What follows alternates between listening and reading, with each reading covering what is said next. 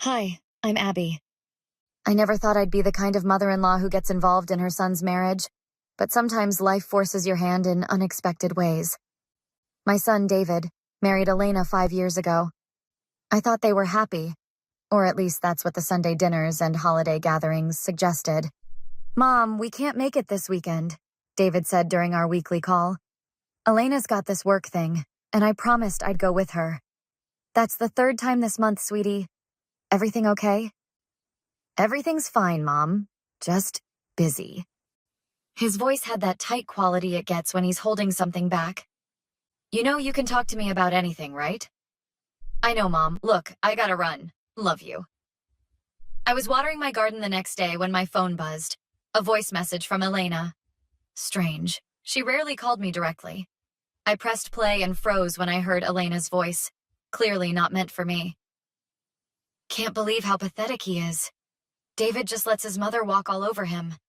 I swear, Jen, marrying him was the biggest mistake. I've been seeing Tyler from accounting for months, and David's too blind to notice. His family's money is the only reason I'm still here.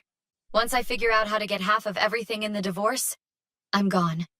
My hands trembled so badly I dropped the watering can. "Mom, you okay?" My daughter, Sarah, appeared at the garden gate. She'd been dropping by to borrow my sewing machine. I need you to hear something." I replayed the message, watching Sarah's expression morph from confusion to horror. "That evil witch," she whispered. "Does David know?" "No, and I don't even know how to tell him. He loves her so much." Sarah sat beside me on the garden bench. "You have to tell him. He won't believe me. He'll think I'm trying to come between them. You know how defensive he gets about Elena?" "Then we need proof," Sarah said, her lawyer instincts kicking in. "That voice message is a start, but we need more." "Like what?" "Like finding out who this Tyler is, like documenting everything, like talking to people who might know something." My neighbor Frank called over the fence. "Everything all right, Abby? You look like you've seen a ghost." "Family stuff, Frank," I called back, trying to keep my voice steady. "Well, if you need anything, I'm here. Clara made her famous lemonade if you want to come over and talk." I turned to Sarah. "What do I do now?" "We gather information," she said firmly. "But carefully. If Elena figures out what we're doing, she'll cover her tracks." "Should I confront her?" I asked. "Not yet," Sarah cautioned. "First, we need to protect David, both emotionally and financially." The rest of the afternoon was a blur of phone calls and whispered conversations. I couldn't eat dinner that night, the sound of Elena's callous voice playing on repeat in my head. My sweet David, being betrayed by the woman he adored. My son, who'd always been too trusting for his own good. I lay awake that night, staring at the ceiling, making a plan. This wasn't just about exposing a cheater. This was about protecting my child from someone who saw him as nothing more than a path to money. And I would make absolutely sure she got nothing from him when this was over. "I need your help, Clara," I said, sitting at my neighbor's kitchen counter the next morning.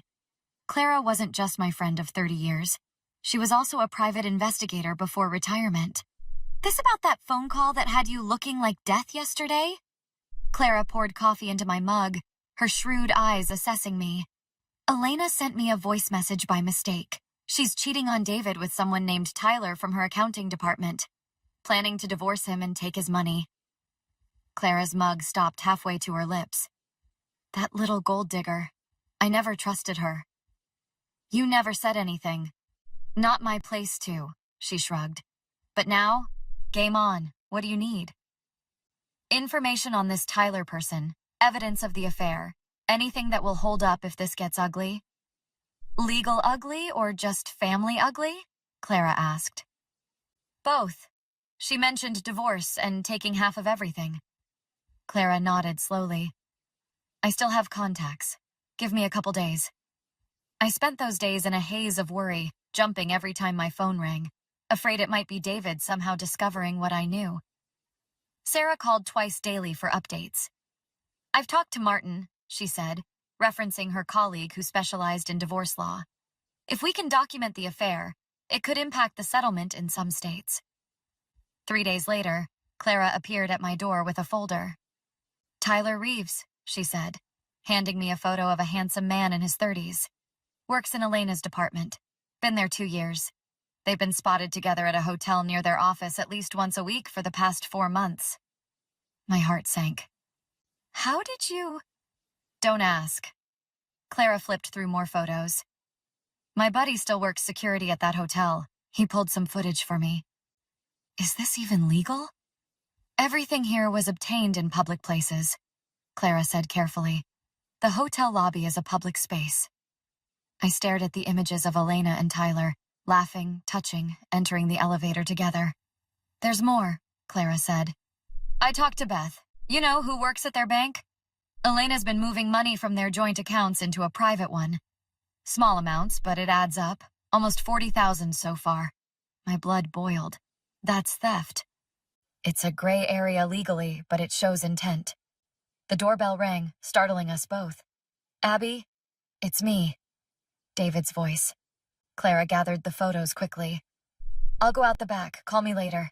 I hid the folder and opened the door to find my son looking tired and drawn. "David, what a surprise." "Hey, Mom." He stepped inside, glancing around. "Were you talking to someone?" "Just on the phone with Sarah," I lied. "What brings you by?" "Elena's been acting strange. I thought maybe—" He trailed off. "Maybe what, honey?" "Maybe you'd noticed something. At dinner last month, or—" He ran a hand through his hair. "Sit down," I said, my heart pounding. "There's something you need to know." "Mom, if this is about Elena not visiting enough—" "It's not that," I interrupted. "David, Elena sent me a voice message by mistake. I think she meant to send it to her friend Jen." His face went still. "What did it say?" I showed him the message, watching as the color drained from his face. "There's more," I said gently. "She's been moving money from your joint accounts. And she's been seen with this Tyler regularly." David stared at the photos, his hands shaking slightly. "I need to think. I can't go home right now." "Stay here," I offered immediately. "No," he said, standing suddenly. "I need to talk to her first, hear her side." "David, wait." But he was already heading for the door, the folder clutched in his hand. "Let me come with you," I pleaded. He paused, looking back at me with eyes that suddenly seemed years older. "Okay," he said quietly. "Maybe that's best." The drive to David and Elena's house was silent, tension crackling in the air. David parked in the driveway, his knuckles white on the steering wheel. "Are you sure you want to do this now?" I asked. "I'm sure," he said, voice flat. We found Elena in the kitchen, chopping vegetables. She looked up, surprise flashing across her face. "David! Abby! I didn't expect you." Her eyes darted between us, sensing something was wrong. David placed the folder on the counter. "We need to talk." Elena wiped her hands on a towel, a nervous smile appearing. "About what?" "About Tyler from accounting," David said quietly. The color drained from Elena's face. "I don't know what you're—" "Stop lying." David opened the folder, spreading the photos across the counter. "Mom got your voice message, the one meant for Jen." Elena's eyes widened, then narrowed as she turned to me. "You had me investigated? How dare you interfere in our marriage?" "You sent me the message," I said, keeping my voice level. "I didn't go looking for it." "This is ridiculous," Elena sputtered. "These pictures prove nothing. Tyler and I work together." "In hotel rooms?" David asked, his voice breaking. "In the joint account you've been stealing from?" "I wasn't stealing," Elena protested. "I was protecting myself. You've been so distant lately, I thought—" "You thought you'd cheat on me and take my money?" David's voice rose. "While telling your friends I'm pathetic? That marrying me was a mistake?" "David, you don't understand." Elena's tone shifted to pleading. "I was angry when I said those things. I didn't mean them." "I heard the message too," I interjected. "You sounded pretty clear about your intentions." Elena whirled on me. "This is all your fault. You've always hated me, always tried to turn David against me." Don't you dare blame my mother, David said, a dangerous edge in his voice. She's not the one who betrayed our vows. David, please. Elena reached for his hand. I made a mistake. I'm sorry. We can fix this. Go to counseling, maybe. David pulled away. There's nothing to fix. I want you out of this house. You can't just throw me out. I'm your wife. The wife who's been planning to divorce me and take half of everything, David retorted. The house is in my name. You have until tomorrow to pack your things. Elena's face hardened. You'll regret this. I'll get what's mine. You'll get what the law says you're entitled to, I said. Which won't be much once a judge hears that voice message and sees the evidence of your affair and financial deception. Evidence gathered illegally, Elena shouted. I'll sue you, Abby. I'll tell everyone what a manipulative, controlling mother-in-law you are. David stepped between us. That's enough. Don't threaten my mother. Or what? Elena sneered. What are you going to do, David? You've always been too weak to stand up to her, and now you're too weak to fight for our marriage. Something snapped in David then. Get out, now! This is my house, too. Elena grabbed a glass from the counter and hurled it against the wall, where it shattered. You can't make me leave. Actually, he can, came a voice from the doorway. We all turned to see Sarah standing there with a police officer. Especially after that display of aggression. Officer Jenkins, my brother would like to file for an emergency protective order. Elena's mouth fell open. You called the police on me? I called my sister, David said, and asked her to bring legal backup just in case. Looks like I was right to be concerned. Ma'am, Officer Jenkins stepped forward. I'm going to have to ask you to calm down and collect your essential belongings. You can return for the rest of your things with an escort tomorrow. This is insane, Elena hissed, but her bravado was cracking. You're all insane. No, David said softly, just done being taken advantage of. 2 months later, I sat across from David in the courthouse cafeteria. The divorce proceedings had been brutal but swift, thanks to the evidence and Elena's increasingly erratic behavior. Judge Watson didn't look impressed with her testimony, Sarah commented, joining us with coffee. Hard to look impressive when you're caught in multiple lies, David said, something like a smile tugging at his lips. It was the closest thing to happiness I'd seen from him since that day in the kitchen. The financial claims especially, Sarah nodded. Trying to say the money she transferred was for household expenses when we had the receipts for designer purchases. And the text to Tyler about their escape plan, I added. David shook his head. I still can't believe she didn't bother to delete those. Arrogance, Sarah shrugged. She never thought she'd get caught. The courtroom doors opened, and Elena emerged with her attorney, her face tight with fury. She spotted us and marched over. Happy now? She demanded. You've ruined my life. You did that yourself, David replied calmly. The judge was biased. I'm appealing the decision. On what grounds? Sarah asked, professional curiosity in her voice. On the grounds that your mother illegally obtained evidence and interfered in our marriage. Elena jabbed a finger at me. Every piece of evidence admitted was obtained legally, Sarah countered. And the voice message you accidentally sent was the most damning of all. Elena's shoulders sagged slightly. David, please.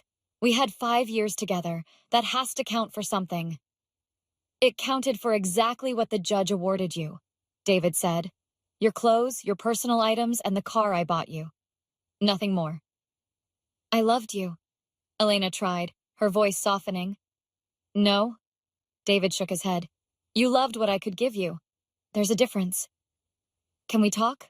Privately? Elena glanced at Sarah and me. Just 5 minutes. I tensed, but David surprised me. There's nothing left to say, he said. I wish you well, Elena, but I don't wish to see you again.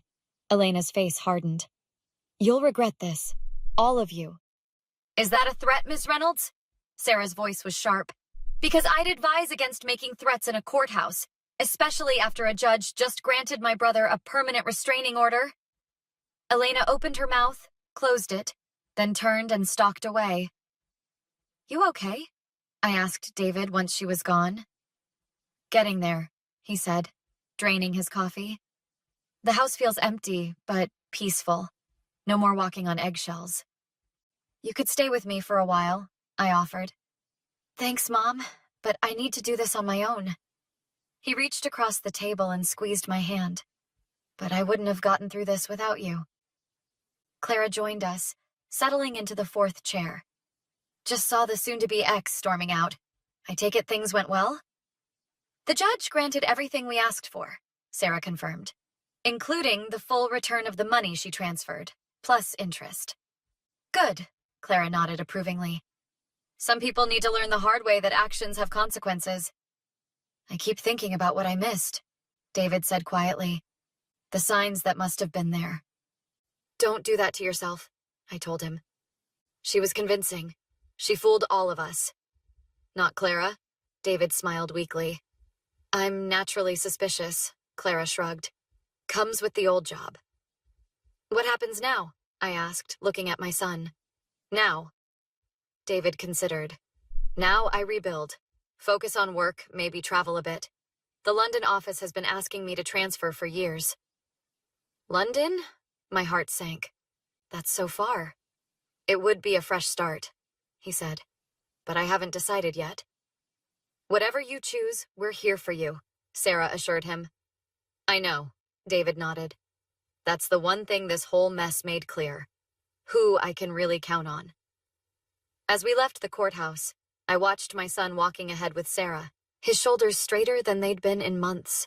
The pain wasn't gone. It might never completely disappear.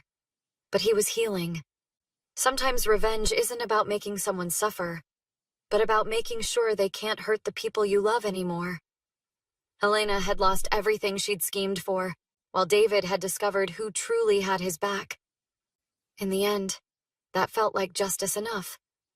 What would you do if you discovered someone you trusted had betrayed your family? Would you confront them immediately or gather evidence first? Share your thoughts in the comments.